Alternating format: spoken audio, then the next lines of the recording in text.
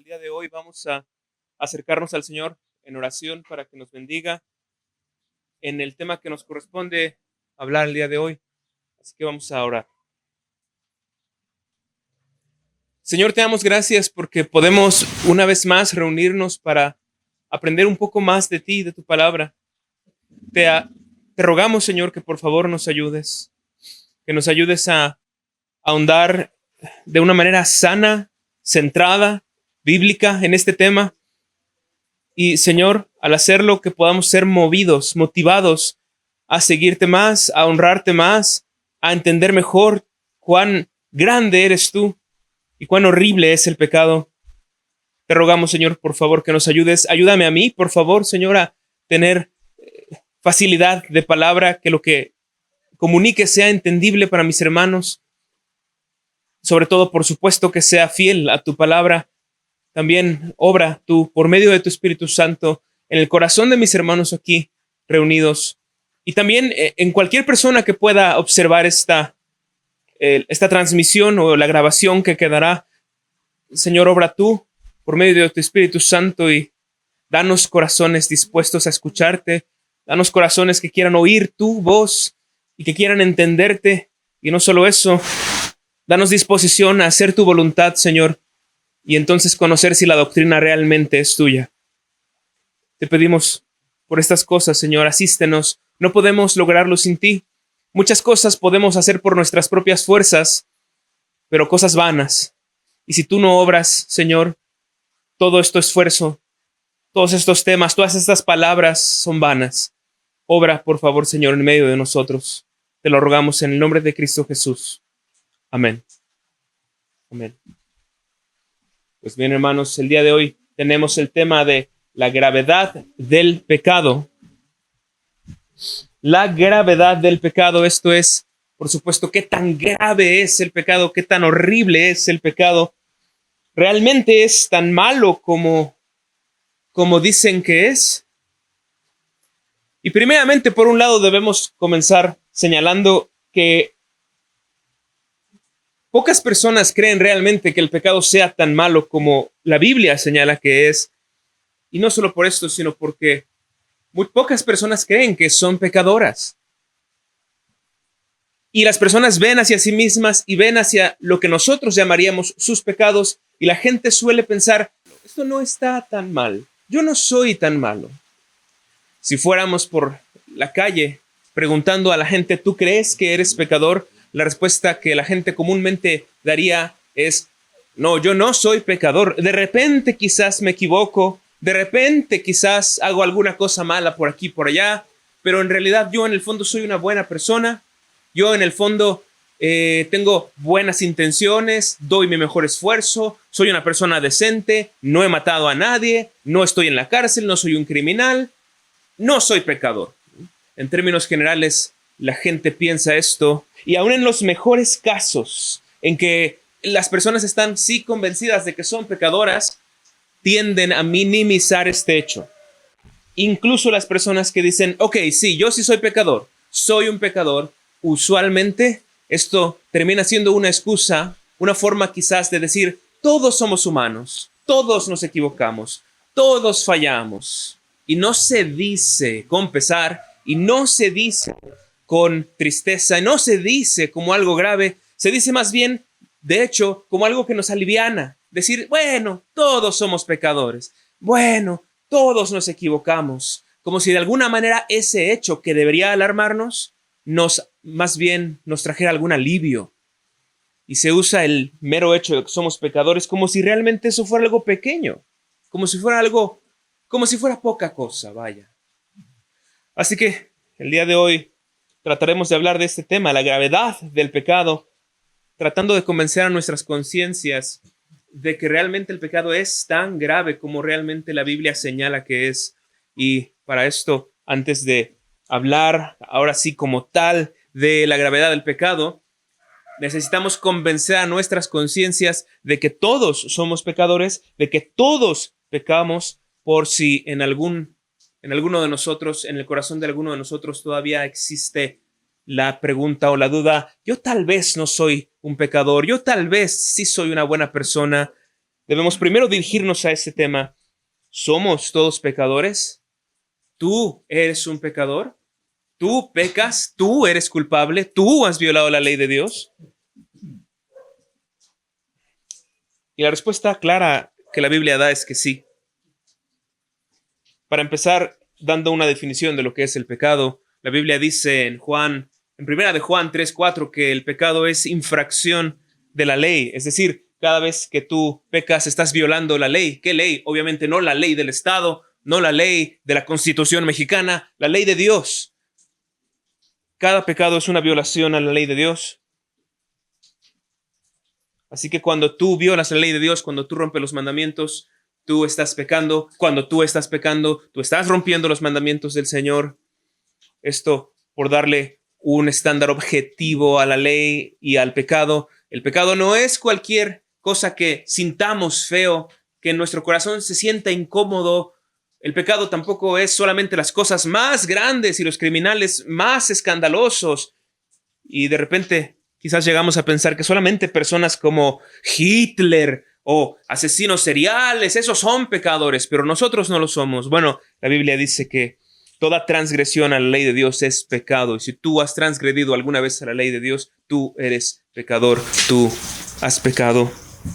Y tal vez quieras comenzar a justificarte y ayudarte a tu propio caso y digas, ok, está bien, yo he violado la ley de Dios, yo he ido en contra de algunos de los mandamientos, pero no de todos y solamente ha sido sin querer. Sí, de repente he dicho una mentira. Yo sé que la ley dice que no debo mentir, la ley de Dios, pero solamente han sido unos pocos mandamientos los que he violado, no han sido todos.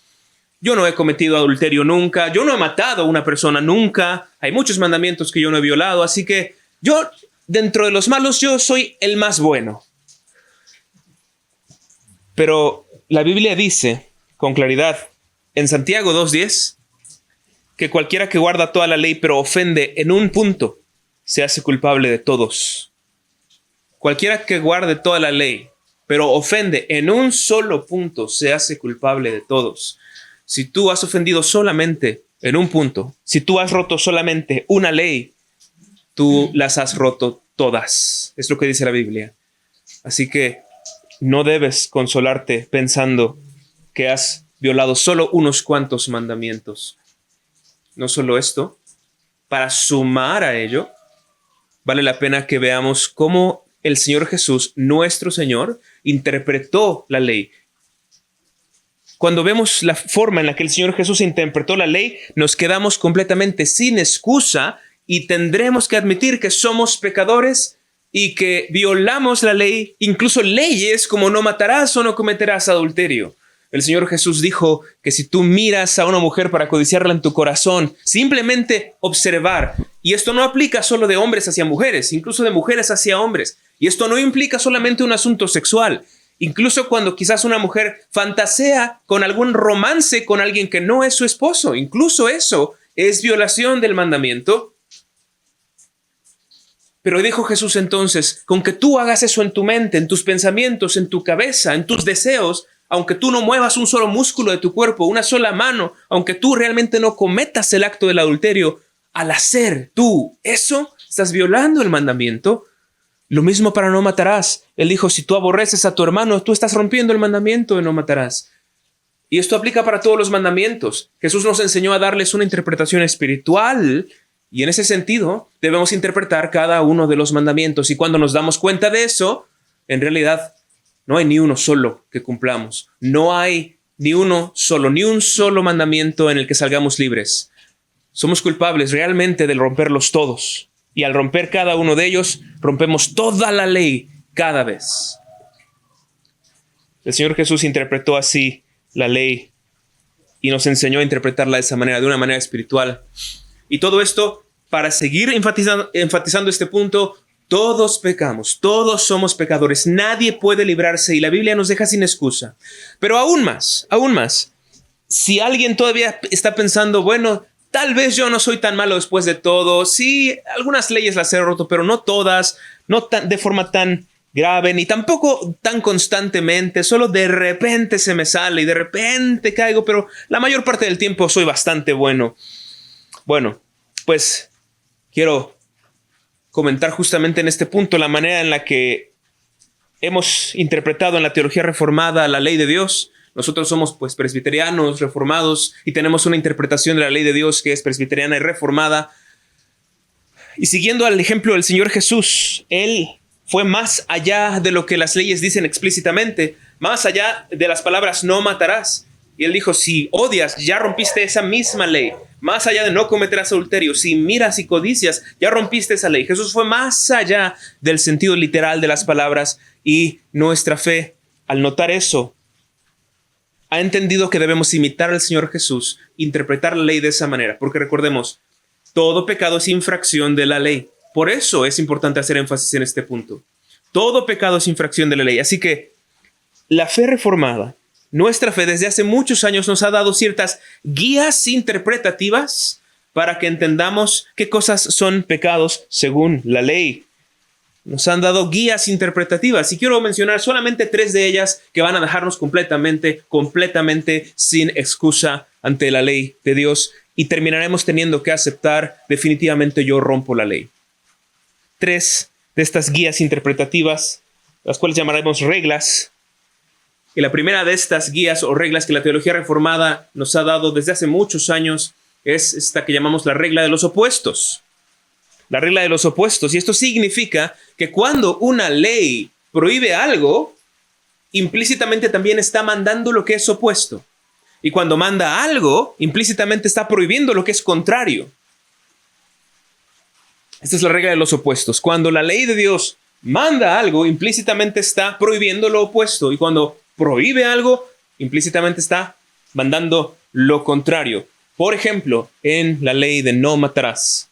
No matarás, se nos prohíbe algo. Y al prohibírsenos no matar, implícitamente se nos está dando un deber, se nos está ordenando algo, mandando algo, requiriendo algo. No solo es una prohibición, también hay un deber que se nos impone, y este deber es lo que es contrario a matar. ¿Qué cosa es contraria a matar? ¿Qué es la cosa más opuesta a matar? Podría ser preservar la vida. Y el mandamiento entonces de no matarás nos está dando una responsabilidad, y esa responsabilidad es preserva la vida. Preserva la vida. Lo mismo en el mandamiento de robar. No hurtarás, no hurtarás. Y dice el apóstol Pablo, el que hurtaba, que no hurte más, sino que trabaje para que tenga para compartir. Fíjense cómo el apóstol Pablo ocupa esta regla, usa esta regla y dice, no solamente deja de robar, haz lo que es opuesto a robar. ¿Qué es opuesto a robar? Pues trabaja, ten tu dinero y comparte. De modo que los mandamientos no solamente están diciéndote lo que no debes de hacer, sino que cada uno de ellos está diciéndote también lo que sí debes de hacer. Un deber. En cada mandamiento hay una prohibición e implícitamente un deber, o un deber e implícitamente una prohibición. Bueno, el caso es que esto aplica para todos los mandamientos. Y en cada uno de los mandamientos tenemos esta regla de los opuestos. Se manda lo opuesto o se prohíbe lo opuesto. Y cuando nos damos cuenta de esto, tenemos que aceptar que hemos roto el mandamiento de no matarás, quizás cuando no hemos sido cuidadosos con la vida. Y esto se puede dar de formas muy, muy sutiles. Incluso cuando llevamos una mala alimentación. ¿Qué cosa es llevar una mala alimentación sino ser descuidado con la vida de uno mismo? Eso es violación del mandamiento de no matarás. Cuando quizás no dormimos suficiente. La medicina ha comprobado que dormir poco es una de las cosas que más afecta a nuestra salud. ¿Qué pasa cuando no dormimos lo suficiente? Estamos siendo descuidados con nuestra propia vida. Estamos rompiendo el mandamiento de no matarás. Ahora, no solo con nosotros mismos, con otros también. ¿Qué pasa cuando una ama de casa, por pereza, flojera o lo que sea, los alimentos que le da a su familia siempre es comida chatarra, comida de la calle, comida que realmente no alimenta? ¿Qué está haciendo? Está siendo descuidada con la salud y la vida de su familia.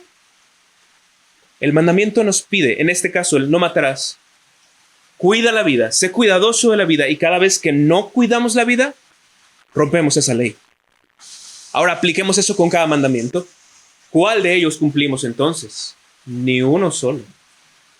Pero esa solamente es una regla, la regla de los opuestos. Hay una segunda regla y es la regla de la totalidad. La regla de la totalidad. Nuevamente, estas son guías para interpretar la ley de Dios. Y la regla de la totalidad en la ley de Dios enseña que la ley de Dios le habla a la totalidad del ser humano. Acciones externas, pensamientos, afectos, motivaciones, corazón, emociones. La ley de Dios le habla a la totalidad del ser humano y le ordena y le prohíbe cosas en la totalidad del ser humano. Esto significa que cuando la ley dice no matarás, no solamente le está hablando a mis manos con las cuales puedo tomar un cuchillo y acuchillar a alguien y matarlo. Esta ley le está hablando también ¿a qué? A mi mente, a mi corazón. Y es por eso que el Señor Jesús dijo, si tú odias a tu hermano, tú estás rompiendo la ley. Pero este pecado, ¿dónde se ubica? No en tus manos. Tú bien puedes estar completamente tendido en tu cama, quieto y no estar haciendo nada, pero estar violando el mandamiento de no matarás al odiar a tu hermano. Porque cada mandamiento puede ser o cumplido o violado con cada parte de tu ser. Pensamientos, corazón, afectos, emociones, ideas, creencias. La ley de Dios le habla a la totalidad del ser humano y en ese sentido puedes violar cada mandamiento con cada parte de ti. Y en ese sentido puedes ser descuidado, por ejemplo, con la vida de tu prójimo, incluso simplemente cuando no te importa. Cuando alguien está pasando por problemas y podrías ayudar y en tu mente y en tu corazón dices, no me interesa, tengo demasiadas cosas que hacer. Y no estás haciendo algo positivamente malo, es decir, no mueves tus manos para dañarlo, simplemente en tu mente no te interesa. Cada mandamiento puede ser violado en cada parte de nuestro ser. Hay deberes que cumplir y prohibiciones que son pecado. Entonces estas son nuestras primeras dos reglas, la regla de los opuestos, la regla de la totalidad. Y en tercer lugar y último lugar, aunque hay muchas más reglas y guías para interpretar la ley, la tercera es la más exigente y es la regla de la perfección. La regla de la perfección, dice la Biblia, sed perfectos como vuestro Padre Celestial es perfecto.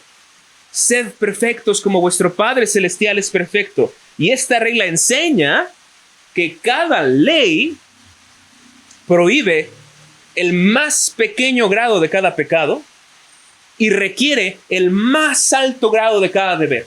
¿Okay? Cada ley prohíbe el más pequeño grado de cada pecado y ordena el más alto grado de cada deber.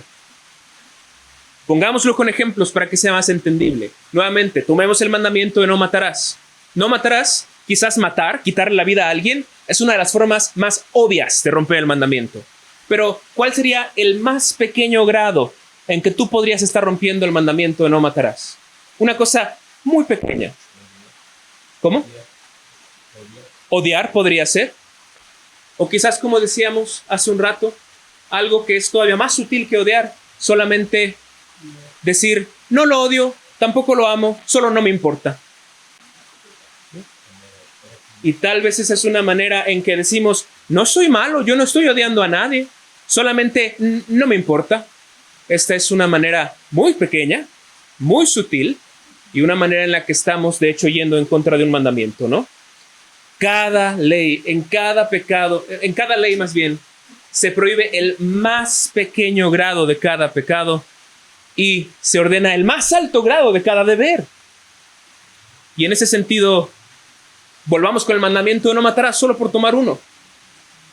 Ya dijimos que el deber que se nos ordena es cuidar la vida. Ahora, ¿cuál sería el máximo grado de cumplir ese mandamiento, de honrar ese mandamiento? La forma más alta de cuidar la vida, ¿cómo? Amar es una muy buena, pero quizás una que implica amor y mucho más es ofrecer nuestra propia vida para salvarla de alguien. Probablemente pocas cosas muestran tanto amor, tanto autosacrificio como decir, si poner mi vida te va a rescatar, la pongo. ¿Qué cosa más opuesta hay a matar que dar la vida por alguien, ¿no? Y esto solamente es una idea, puede haber una forma más alta, pero el punto es este.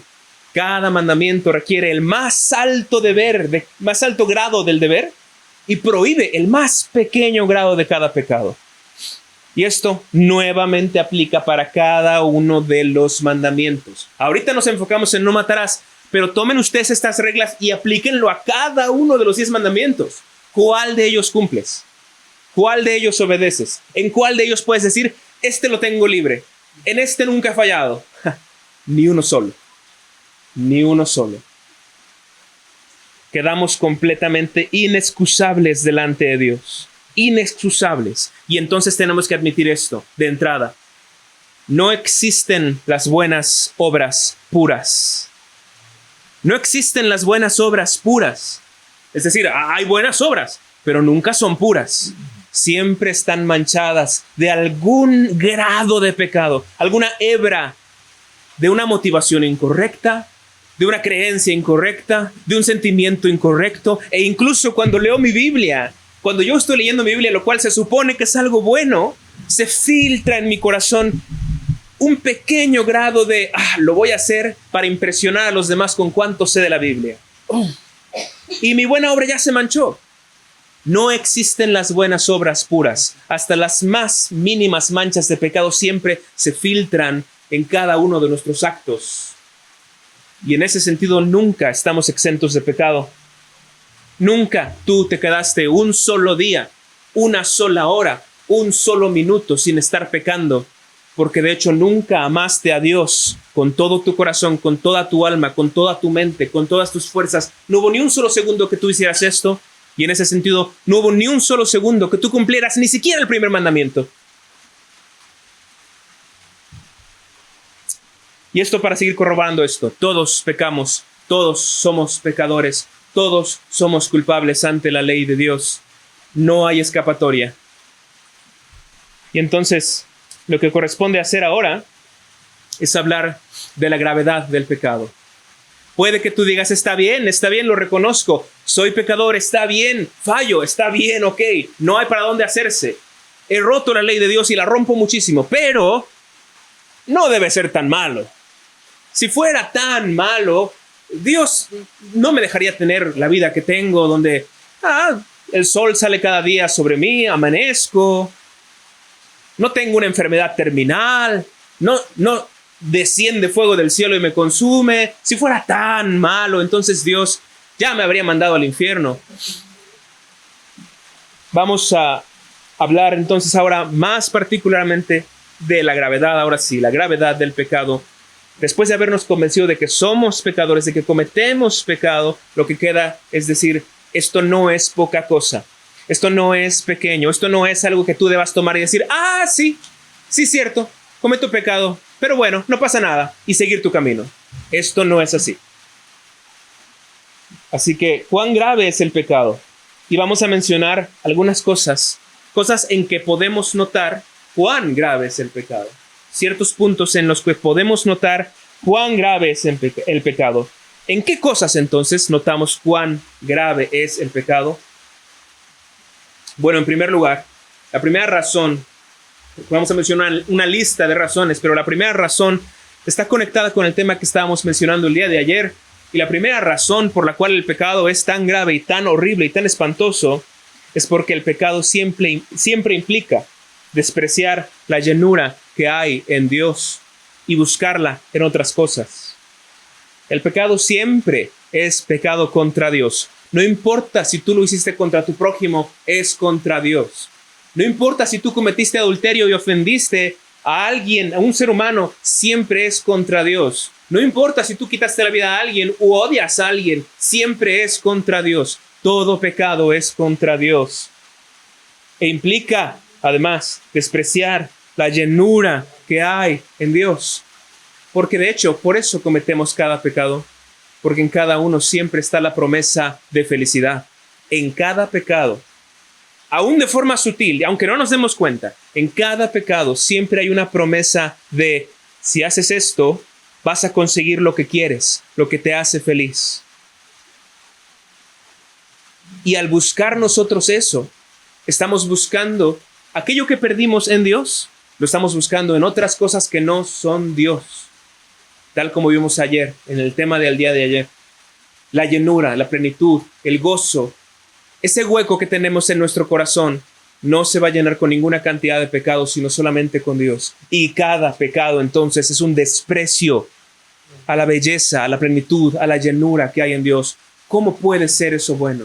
¿Cómo podemos quedarnos tranquilos pecando, sabiendo que estamos cada vez que pecamos despreciando lo que hay en Dios? Cada pecado implica despreciar la llenura que hay en Dios y la plenitud. Por eso tenemos este texto bíblico precioso en Jeremías 2:13 que dice esto. Es Dios hablándole a su pueblo y Dios les dice: porque dos males ha hecho mi pueblo, me dejaron a mí fuente de agua viva y cavaron para sí cisternas rotas que no retienen agua. Y es justamente esa la esencia del pecado. Mi pueblo ha hecho dos males. Me dejaron a mí, yo que soy la fuente de agua viva, yo que pueden beber de mí y saciarse y estar plenos y satisfechos. Me dejaron, me abandonaron y fueron y cavaron, ¿qué? Cisternas y para colmo, cisternas rotas que ni siquiera retienen el agua.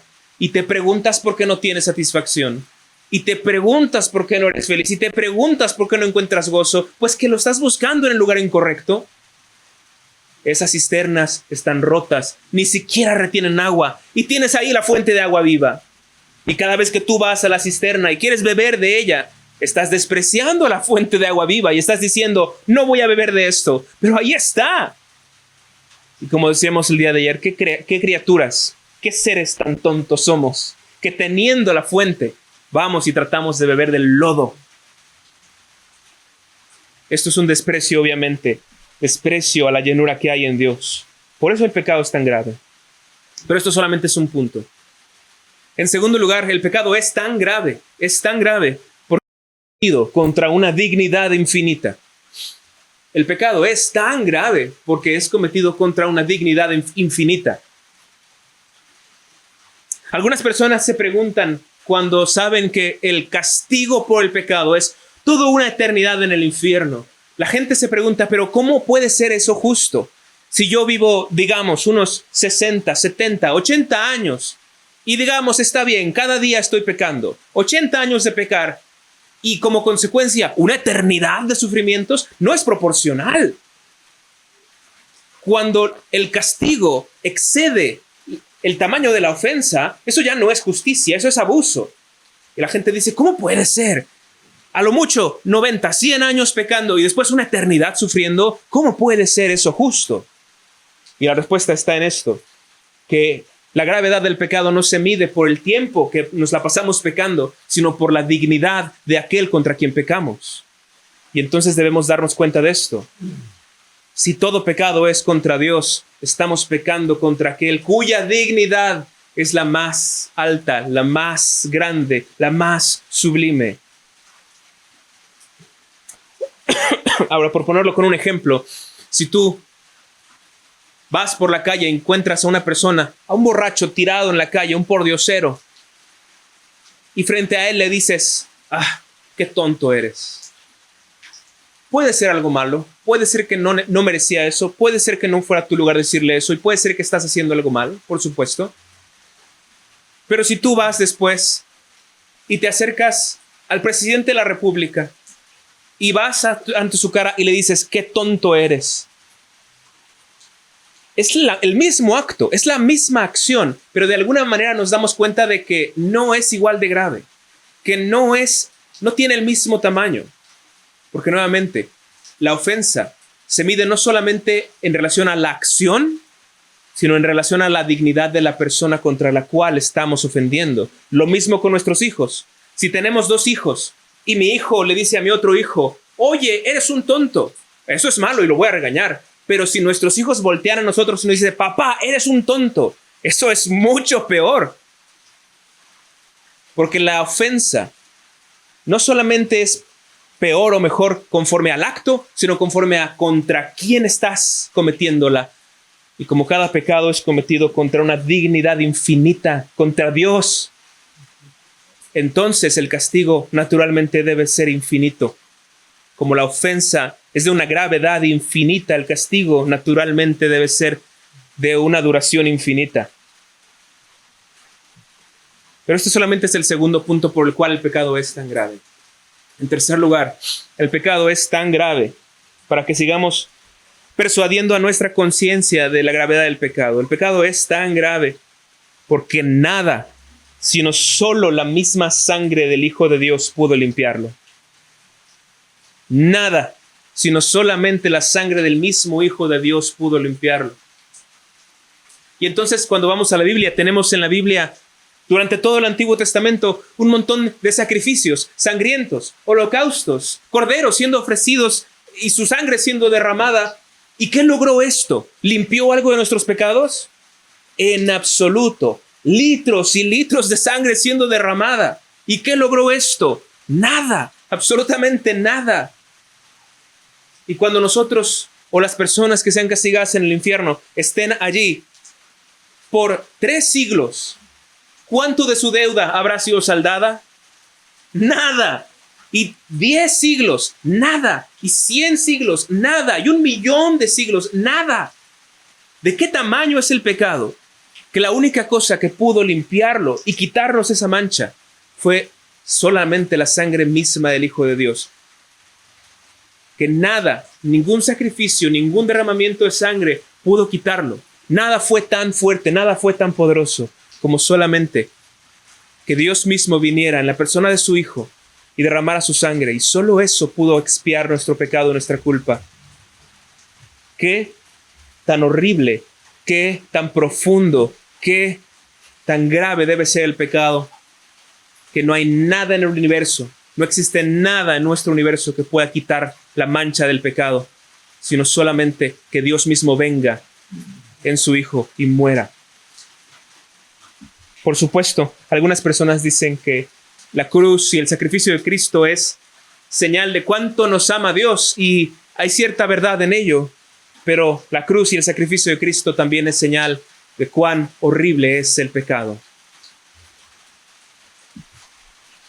Pero esto es el tercer punto, nada más. En cuarto lugar, ¿por qué el pecado es tan grave? ¿Por qué el pecado es tan grave?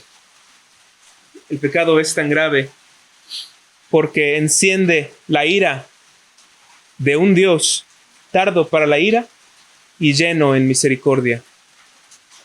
Lleno de misericordia. Un Dios tardo para la ira, lleno de misericordia. Dios dice esto de sí mismo. Dios claramente dice: yo no soy un Dios temperamental. Yo no soy un Dios que rápido se ofende y empieza a castigar a diestra y siniestra. Yo soy un Dios tardo para la ira. Yo no me enojo fácil. Pero al mismo tiempo, vemos que cada pecado enciende la ira de Dios. Romanos 2:5. En Romanos 2:5 vemos cómo el apóstol Pablo está diciéndole a su audiencia que cada pecado acumula ira de Dios contra las personas. Y en ese sentido, cada vez que una persona peca, Dios se aira. Y si peca otra vez, más ira. Y si peca otra vez, más ira. Y otra vez más. Y otra vez más. Y se va acumulando, siendo más grande, más grande, más grande. ¿Y qué va a pasar con esto? Dice ahí Romanos 2:5. Por tu dureza y por tu corazón no arrepentido, atesoras para ti mismo ira para el día de la ira y de la revelación del justo juicio de Dios. Atesoras. ¿Qué es atesorar? Pues juntar más y más y más. Y dice él: por tu corazón no arrepentido, por tu dureza, es decir, por tu pecado, se acumula más ira y más y más y más. ¿Y qué va a pasar con ello? Va a ser derramada contra la persona en el día del juicio y de la ira de Dios. ¿Qué tan grave debe ser el pecado que enciende la ira de un Dios que es lento para la ira y grande en misericordia? El pecado no es un juego. El pecado no es pequeño. Pero vamos a nuestro siguiente punto. ¿Por qué el pecado es tan grave? El pecado es tan grave. Y entendemos que el pecado es tan grave cuando vemos la naturaleza del castigo. ¿Cuál es el castigo que merece el pecado? ¿Cuál es el castigo que Dios nos da por el pecado? Yo sé que en términos generales mucha gente piensa que el castigo, bueno, por supuesto, sabemos que es el infierno, el lago de fuego, y la gente piensa que lo que va a pasar allí es que va a estar Satanás castigando a las personas y que de alguna manera Satanás es el rey del infierno y ahí está él castigando a la gente y que eso va a ser la cuestión dolorosa del infierno, estar siendo castigado por Satanás. Pero esto no es lo que la Biblia cuenta. ¿Qué es lo que duele en el infierno? ¿Cuál es el castigo? ¿Cuál es la naturaleza del castigo por el pecado? Veamos 2 de Tesalonicenses capítulo 1, versículo 9. Hablando de la gente que no ama a Dios, que no sigue a Dios. El apóstol Pablo dice esto ahí en 2 de Tesalonicenses 1, 9. Los cuales sufrirán pena de eterna perdición, excluidos de la presencia del Señor y de la gloria de su poder. ¿Ok? Hay una pena entonces, una pena de eterna perdición. Este es el castigo. ¿Y en qué consiste el castigo? En ser excluidos de la presencia del Señor y de la gloria de su poder. ¿El castigo qué es? El castigo no es solamente un diablito ahí con un trinche picándote. ¿El castigo qué es? El castigo es ser alejado de Dios, ser abandonado por Dios. Y no tenemos idea de cómo es esto. Ningún ser humano que tú o yo podamos conocer, ningún ser humano ha sido jamás abandonado por Dios en este sentido. Ningún ser humano vivo que tú puedas conocer puede dar testimonio de qué es esto, excepto solamente uno. Y ese fue el Señor Jesús, cuando estuvo en la cruz y dijo, Dios mío, ¿por qué me has desamparado? Él es el único ser humano que en vida fue completamente abandonado por el Padre. Pero, ¿qué significa ser abandonado por el Padre? Abandonado por Dios. Sabemos que Dios es omnipresente. Dios está en todas partes. ¿Cómo puede ser que Él me abandone en el infierno? ¿Es que deja de ser omnipresente en mi castigo? Bueno, este no es el caso, sino que más bien Dios se manifiesta en diferentes lugares de diferentes maneras. Y durante toda nuestra vida, Dios ha manifestado su presencia a nosotros en lo que conocemos como su presencia de misericordia. Y Él, en su presencia, está con todos los seres humanos de una forma paciente y misericordiosa, soportándolos, tolerándolos, aguantándolos, soportando sus faltas y pecados con todos los seres humanos. Pero en el infierno, Dios va a retirar su presencia de misericordia y de paciencia. Y lo único que va a quedar de Dios en la gente que está en el infierno es su presencia de ira, juicio y retribución. Y en ese sentido, cuando nosotros que amamos a Dios muramos y abramos nuestros ojos, la primera cosa que vamos a ver es el rostro de Dios y en ello vamos a ver lo más bello, lo más glorioso, lo más satisfactorio. Vamos a ver su rostro y esto nos llenará completamente. Pero la gente que está sin Dios, la gente que está sin Cristo, va a cerrar sus ojos cuando muera, va a volver a abrirlos y va a ver también el rostro de Dios, pero en ello va a ver la cosa más horrible que jamás se pueda imaginar, el rostro del Dios mismo, airado eternamente contra ellos, provocado eternamente contra ellos mismos, y esto va a ser su mayor perdición. Dios no va a estar con ellos más en su presencia de gracia, de misericordia, de paciencia. Va a retirar completamente cualquier influencia positiva y lo único que va a quedar de Dios sobre ellos es la ira de Dios, de nuestro Dios, del Dios justo y todopoderoso. Y qué terrible es esto. Para seguir enfatizando cuán grave es el pecado, entonces, quiero que no perdamos la oportunidad de mencionar que el pecado de los creyentes es más grave que el pecado de los incrédulos. Y esto es algo de lo cual posiblemente no nos damos cuenta con mucha frecuencia y pensamos que por ser hijos de Dios, por ser salvos, nuestro pecado es más leve, más ligero. Pero esto nunca es el caso. Si tú vas caminando por la calle, tú tienes hijos, digamos, tú vas caminando por la calle y un niño se acerca a ti y te maldice. Bueno, posiblemente te enojes, pero ¿qué tal si de repente tu hijo voltea y él te maldice? Es mayor esto, es mayor ofensa esto.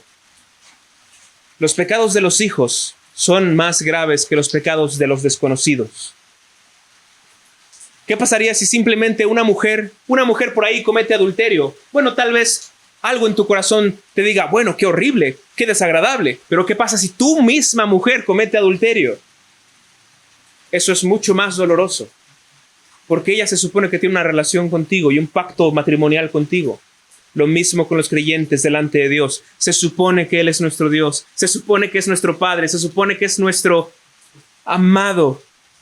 Los pecados de los hijos de Dios son mayores que los pecados de los que no son hijos de Dios. Podemos ver esto de forma muy sentimental en Jeremías capítulo 2. En Jeremías capítulo 2, versículo 2. Jeremías capítulo 2, versículo 2 dice esto.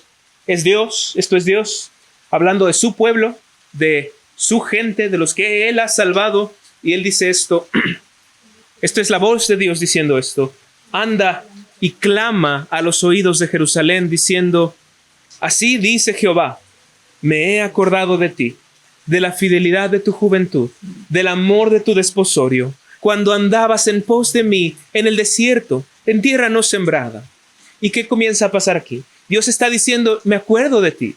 Me acuerdo de ti cuando me amabas con ese amor tan tierno, tan puro, tan dulce, y me seguías a donde quiera que yo indicaba. Me acuerdo de ti. Y cuán bello era ese tiempo. Cómo me amabas, cómo me seguías, cómo te emocionabas por mí. Me acuerdo. Dios está acordando. Pero pronto, este recuerdo grato de Dios termina tornándose en un reclamo. Veamos a partir del versículo 4, ahí en Jeremías 2, versículo 4 dice: oíd la palabra de Jehová, casa de Jacob, y todas las familias de la casa de Israel. Así dijo Jehová: qué maldad hallaron en mí vuestros padres, que se alejaron de mí, y fueron tras la vanidad, y se hicieron vanos. Y todavía Dios pregunta: ¿qué maldad encontraste en mí? ¿Qué malo había en mí? ¿Por qué me dejaste? ¿No te acuerdas cómo me amabas? ¿No recuerdas cómo me seguías? ¿Acaso hice yo algo mal? ¿Qué maldad hallaron en mí y tus padres que se fueron? Y si vamos más adelante, en el versículo 20, en ese mismo capítulo, vemos el reclamo de Dios contra su pueblo diciendo esto: porque desde muy atrás rompiste tu yugo y tus ataduras, y dijiste: no serviré. Con todo, sobre todo collado alto y debajo de todo árbol frondoso te echabas como ramera, como una prostituta, dice Dios. Tú y yo teníamos un pacto. Tú eras mi amada. Yo era tu esposo. Y de repente, ¿qué pasó? Te fuiste y te empezaste a ofrecer como prostituta por todos lados. Dios no le dice estas palabras nunca a ningún pueblo extraño, solamente a los suyos. Las ofensas de los hijos de Dios son peores que las ofensas de los incrédulos. Y esto para que no nos sintamos consolados pensando: no pasa nada, yo soy hijo de Dios, no pasa nada, lo mío no es tan grave. Al contrario, si somos hijos de Dios, lo nuestro es todavía más grave, porque de nosotros se espera más, porque se supone que Él es el mayor amor de nuestro corazón y de nuestra alma.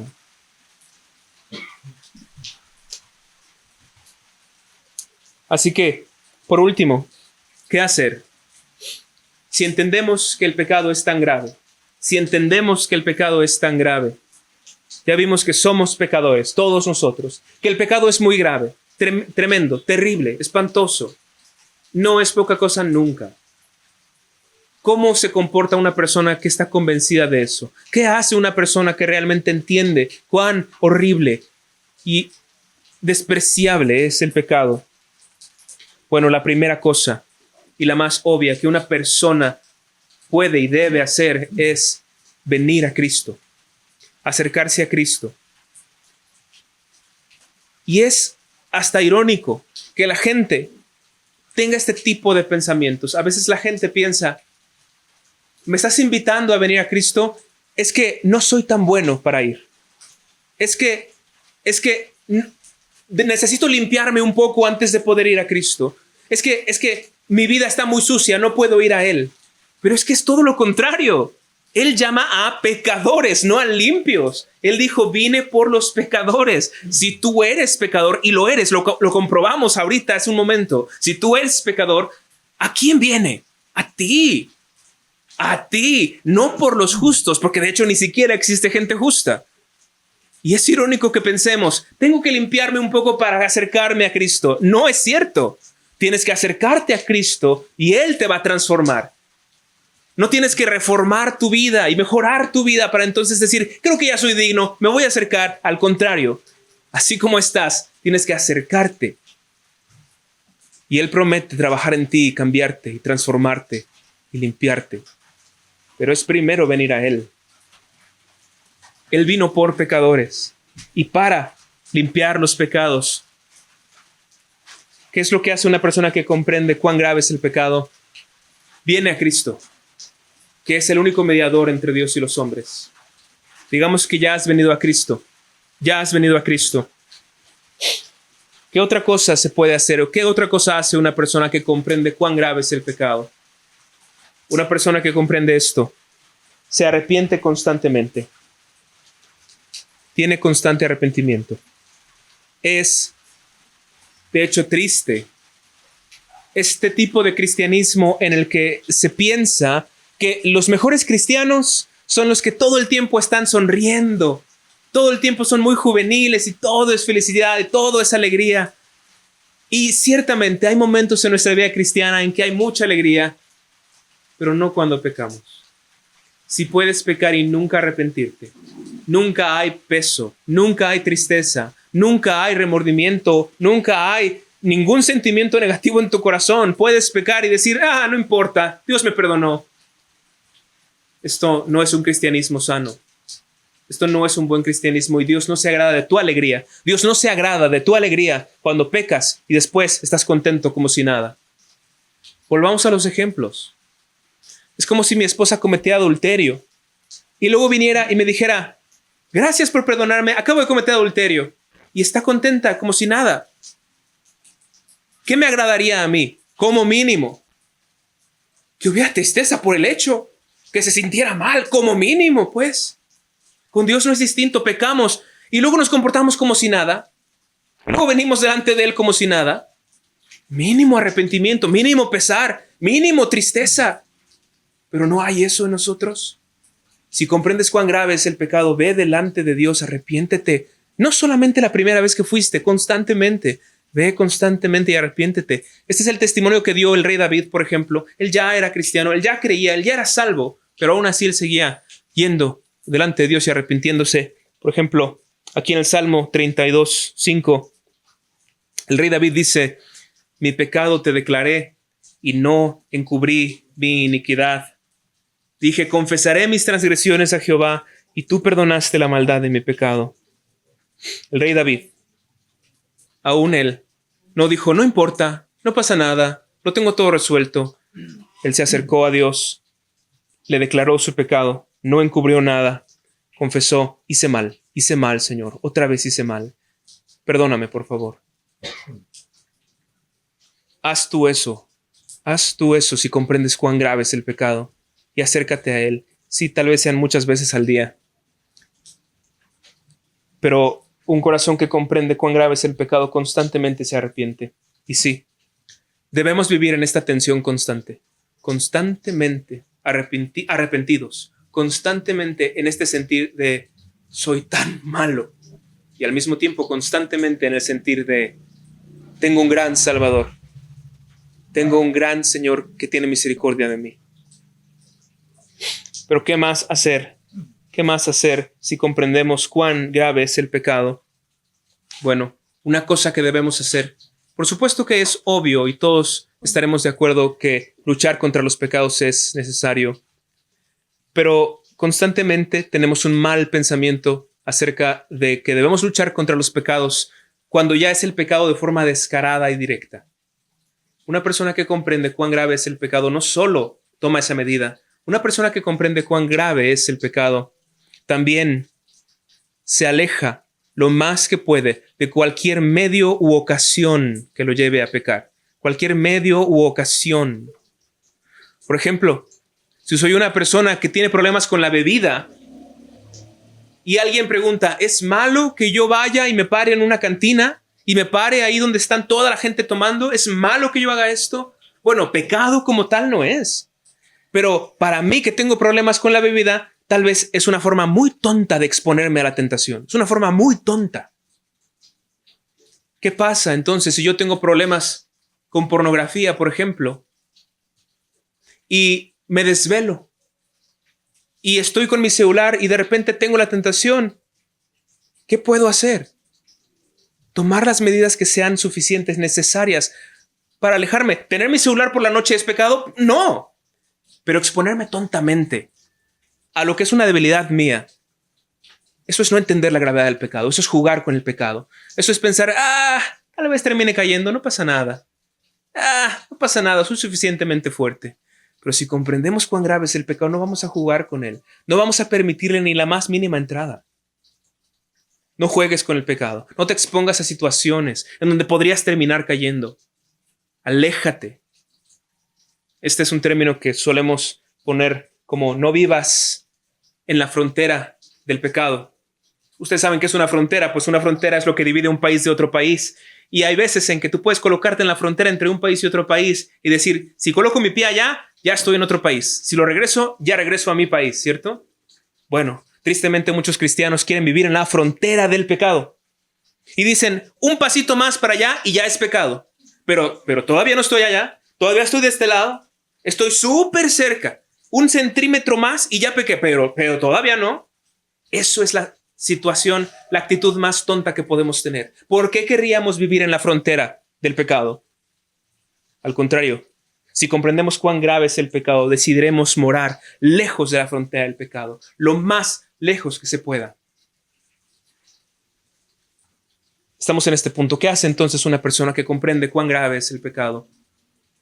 Pero en último lugar quiero decir esto. Una persona que comprende cuán grave es el pecado también es cuidadosa no solo consigo misma, sino con su prójimo también, con su prójimo.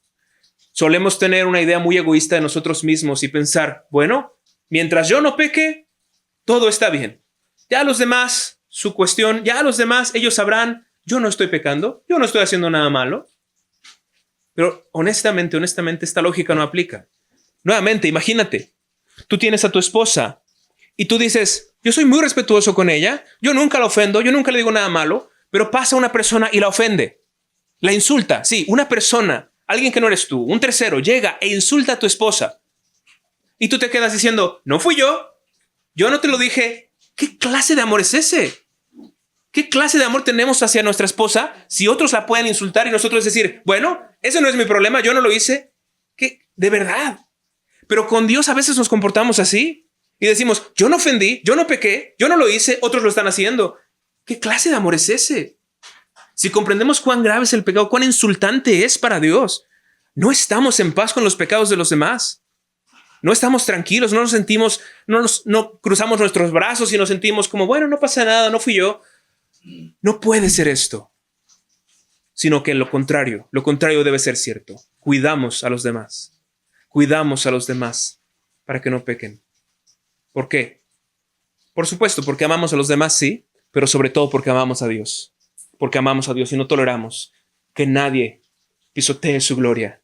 No toleramos que nadie ofenda a nuestro gran Dios.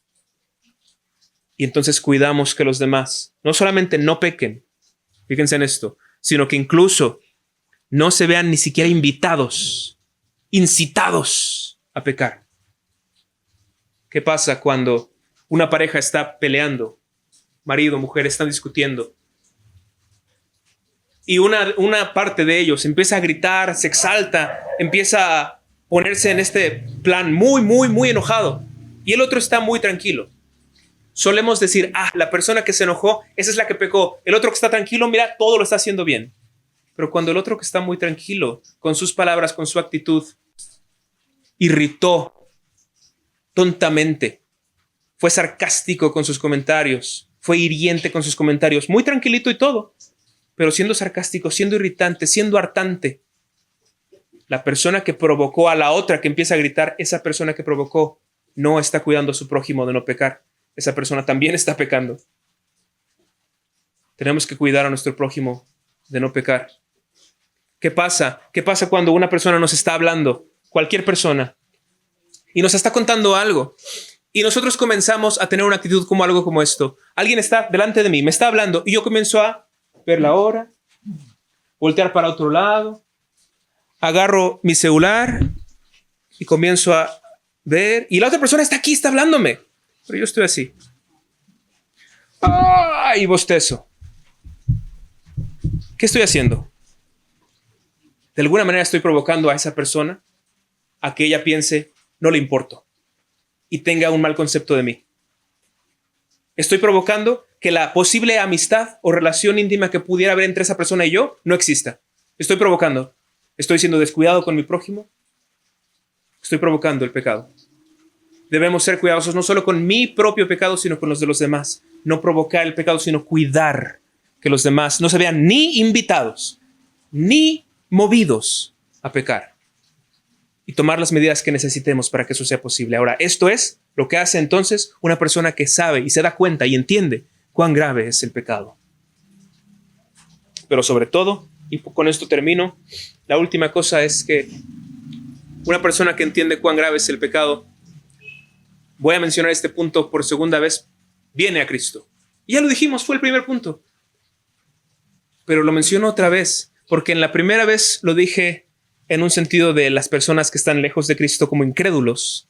Pero no debemos perder de vista que también nosotros como cristianos, quienes ya estamos en Cristo, debemos seguir yendo a Él. Debemos seguir acercándonos a Él.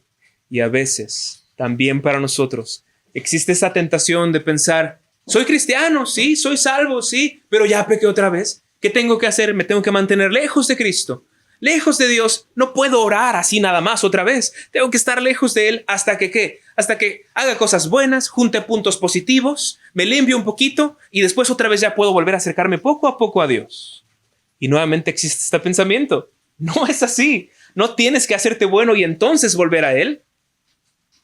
Así como estás, sucio, culpable, así como estás, tienes que volver a Él. Y yo sé que cuesta y da pena y es humillante, porque te gustaría volver a Él y decir, Señor, ya me lo gané, ya lo merezco. Ya hice cosas buenas, otra vez puedo merecer estar delante de ti. Nos encanta decir eso. Es humillante decir, Señor, no tengo nada delante de ti. Estoy sucio, soy un pecador horrible. Pero tú dices que tú recibes pecadores. Aquí estoy otra vez. Límpiame, ayúdame, fortaléceme. Dame la seguridad de que me perdonas una vez más. Esto no es solamente para el primer acercamiento de cuando eres incrédulo y vas hacia Cristo. Esto es toda la vida cristiana. Esto es todos los días, toda la vida cristiana. Si ese es tu caso, ve a Cristo para salvación, o también si ya eres salvo, porque Él te llama hacia sí mismo, pues todos los días en ese sentido. Ve a Él si entiendes realmente cuán grave es el pecado. Vamos a terminar con una oración entonces. Vamos a orar. Señor, te damos muchas gracias porque nos permites meditar en estas verdades acerca de la gravedad del pecado. Y entendemos, Señor, entonces que todos somos pecadores, muy pecadores. Rompemos tu ley. Tú has dicho en tu palabra que el pecado es quebrantamiento de tu ley. Rompemos tu ley y la rompemos muy seguido. De hecho, no hay momento en el que dejemos de hacerlo. Somos culpables, muy culpables. Y no solo somos culpables de algo tremendo, algo terrible. No somos buenas personas. Estamos manchados. Estamos mal, muy mal. Pero Señor, en medio de toda esta podredumbre y corrupción nuestra, tú nos presentas esta salida en Cristo Jesús y podemos ir a Él y podemos acercarnos a Él y tú nos ofreces a Cristo para que lo tomemos para el perdón de nuestros pecados. Y una vez que estamos en Él, sigues ofreciéndote hacia nosotros para seguir yendo a ti, bebiendo de tu plenitud y del gozo que se encuentra en darte gloria a ti, y renunciemos a la promesa tonta de gozo que el pecado siempre ofrece. Pues ahí no existe el gozo, ahí realmente no hay gozo. Señor, llévanos a ti, atráenos a ti cada día, permítenos morir a lo terrenal, permítenos vestirnos de lo celestial, permítenos, Señor, ver y entender cuán glorioso eres tú y también, como hemos dicho hoy, cuán grave, cuán horrible, cuán detestable es el pecado. Te pedimos, Señor, por todo esto, ayúdanos. En el nombre de Cristo Jesús. Amén.